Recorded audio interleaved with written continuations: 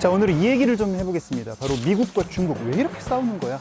아편 전쟁에서도 패하고요. 청일 전쟁에서도 일본한테 지죠. 그러면서 청나라가 계속 당하기 시작하는데요. 미국이 중국을 적대적으로 인식하게 되면서 중국의 봉쇄 정책을 벌이거든요. 그러니까 흑묘, 백묘 롤입니다. 도광양해를 100년 가라고 했잖아요. 근데 100년 못 갔습니다. 알카에다가 미국에 했던 그 비행기 세계 무역센터 그 테러잖아요. 근데 이거랑 중국의 도광양해랑 뭔 상관이야 할 수도 있겠지만 중국이 본격적으로 세계 경제 무대로 나오기 시작한 거죠. 화평, 평화롭게, 굴기, 성장한다. 전란 외교로 노선이 바뀌고 있습니다. 전란 무슨 뜻이냐면 영어로는 울프 워리어라는 뜻이에요. 싸움하는 늑대입니다.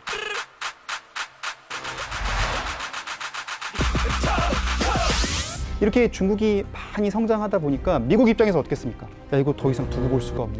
2010년에 중국이 세계 경제 2위로 올라서거든요. 이제 올라설 자리는 2위 자리밖에 없습니다. 미국 입장에서는 턱 밑까지 치고 올라오는 거죠. 물론 그래도 중국과 미국의 경제력은 아직도 크게 많이 차이가 나는 건 사실입니다만, 결과적으로 미국은 그 자신들을 때리고 간 전학생을 혼내주기 위해서 아프간에 들어간 뒤에 그 전학생 멱살을 잡고 20년 동안 이렇게 꼭 잡고 있는데 계속 운동을 하면서 점점 크는 거예요. 바이든 대통령이 아프간에서 철수하면서 한 얘기가 바로 뭐였습니까?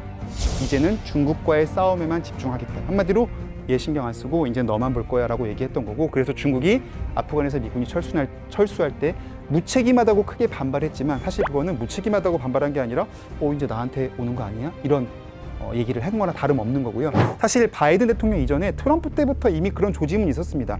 서서히 철군하면서 미중 무역 전쟁 기억나시죠? 서로 말로 설전 벌이고 관세 보복하고 서로 막 이미 그때부터 신경전이 있었던 거고요. 어떻게 보면 이 아프간 철수는 이미 오바마 대통령 때부터 차근차근 진행되어 온 절차가 이번에 마무리됐다 볼 수 있겠습니다.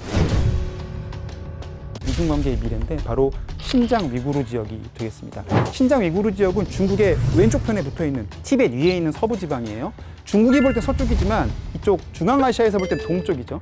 그래서 중앙아시아, 즉 이슬람 신도들이 많다 보니까 이 동쪽에는 과거 투르크족의 후예들이 많이 살고 있습니다. 그래서 이슬람 수니파 종교를 가진 분들이 살고 있고요. 중국 내에서는 굉장히 소수 종교지만 이슬람 전체 진영이 볼 때는 같은 이슬람 형제들이거든요. 이번에 아프간에 탈레반도 이 이슬람 수니파 세력이지만은 탈레반의 역사 짧게 살펴보면 탈레반 같은 경우에는 과거에 소련과의 무장투쟁 당시에는 미국과 중국에서 무기를 지원받았어요. 왜 미국과 중국이 무기를 줬을까요? 소련을 견제하기 위해서 당시에 아프가니스탄에 있던 무장 세력을 오히려 지원했거든요. 그렇게 해서 소련을 몰아낸 뒤에는 잘 아시다시피 아프간에서는 탈레반은 오히려 미국과 전쟁을 벌였죠. 이런 식으로 자신들의 종교적 가치, 성전이라고도 표현하는데,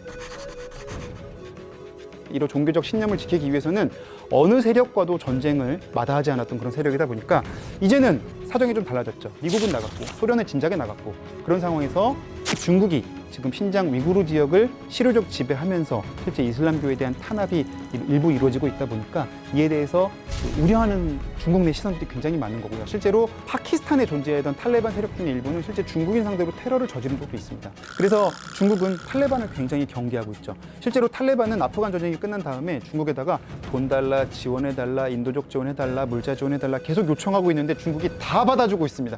그래도 하고 싶은 거 다 해. 그 이유는 바로 이런 분리 독립에 대한 우려 때문이고요. 미국이 아프간에다가 100조 원어치 무기를 두고 왔다는 보도 본 적 있으시죠? 야, 이거 미국이 바보도 아닌데 저 무기 왜 두고 왔을까 하겠지만은 그 무기 결국 지금 탈레반이 쓰고 있고요.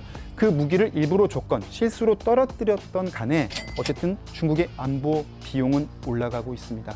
더군다나 신장 위구르 지역은요, 중국이 동화 정책을 펼치기 위해서 한족들을 많이 이주시켰다고 해요. 그렇다 보니까 한족들이 주요 일자리 다 차지하죠. 그렇다 보니까 정작 신장 위구르 지역의 분들은 빈곤과 가난과 일자리 부족에 많이 시달리고 있다고 합니다. 위구르인들은 수염을 깎지 않으면 한족 회사에 취직할 수 없고, 생계수단인 양꼬치 구이는 대기 오염을 이유로 철퇴를 맞고 있습니다. 중국의 빈부격차 문제가 굉장히 심각한데, 그 빈부격차가 한족과 이민족 간의 격차와라도 관련성이 있는 거거든요. 중국 입장에서는 이 빈부격차 문제를 방치하게 되면 결국은 민족 분열과 독립운동, 결국 신장 위구르 지역에서의 어떤 폭력, 분쟁과 무장투쟁 같은 걸로 이어질지 모른다는 불안감이 있을 수밖에 없고요. 그래서 내년에 3번째 연임을 앞둔 시진핑 주석 입장에서는 빈부격차 문제를 해소하는 게 가장 중요한 과제가 될 수밖에 없는 거고요. 그래서 공동부유라는 걸 내걸고 지금 빈곤과의 전쟁에 나서고 있죠. 시진핑 중국 국가주석이 최근 다 함께 잘 산다는 뜻의 공동부유를 국가 목표로 내세우고 나섰습니다. 누구든 먼저 잘 살면 된다던 기존 정책을 수정한 겁니다. 따지고 보면 중국이 지금까지 성장해온 역사, 그리고 미국이 빠지면서 생긴 안보 공백을 메우려는 불안감의 발로라고도 볼 수가 있는 거고요. 그 공동부유 때문에 지금 게임 규제했죠. 또 사교육 규제했죠. 부동산 규제하면서 또 헝다그룹 난리 났죠. 이런 것들이 다 한 군데 연결되어 있는 거라고 볼 수 있겠습니다. 앞으로 미국과 중국 누가 패권을 차지하게 될지는 아무도 모릅니다. 일부에서는 중국의 위협론을 제기합니다. 실제로 트럼프 대통령은 지미 카터 전 대통령한테 야, 중국이 1위 될까 봐 불안하단 말도 했다고 하죠. 그렇다 보니까 중국이 결국 미국을 넘어설 거라 보는 시각도 있고요. 반면에는 중국이 중진국 함정에 빠졌다는 시각도 있습니다. 중진국 함정이 뭐냐면 50점에서 90점 맞는 건 쉽지만 90점이 100점 맞기는 어렵잖아요. 그래서 이제 막바지 그 선진국 진입 문턱에서 굉장히 고전할 거라는 분석도 있고요. 실제로 중국이 정말 거짓말처럼 성장률이 이렇게 올라가다가 2020년대 들어서는 점점 둔화하고 있죠. 실제로 지금은 굉장히 어려운 상황까지도 놓여 있다는 분석도 나오는데요.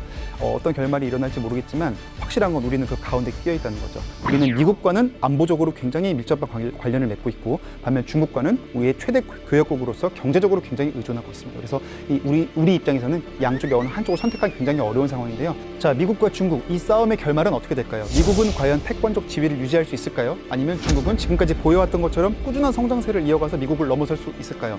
여러분들의 생각은 어떠십니까?